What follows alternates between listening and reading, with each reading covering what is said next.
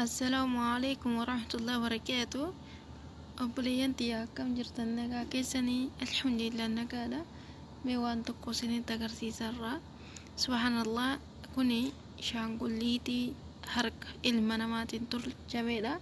Harkaan bocanii babbareechanii qalamii dibanii walakinii subhanallah, isa kanallee namni gabbaru jira, namni itti amanu jira, namni waaqeffatu jira.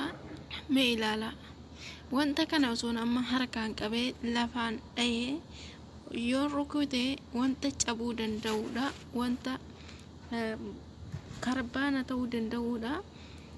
Walakinii ilmi namaa jechuudha warri hin galleef harka ofiitiin bocanii itti amanan.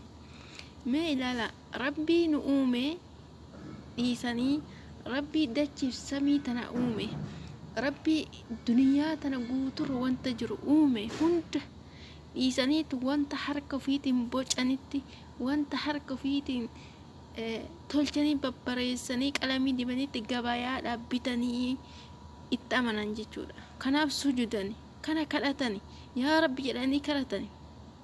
Subhanallah, mee ilaala obboleeyyan tiyya, rabbiin uume osoo jiru, rabbii waa hundaa kalqe, rabbii waa hundaa uume osoo jiru kanatti amanan.